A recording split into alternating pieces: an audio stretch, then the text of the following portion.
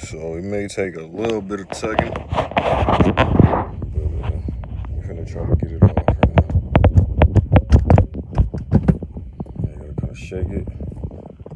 There's a little piece attached up here.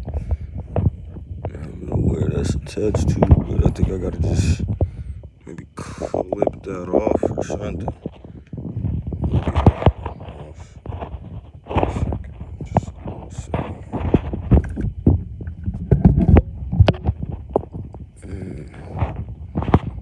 Let's see.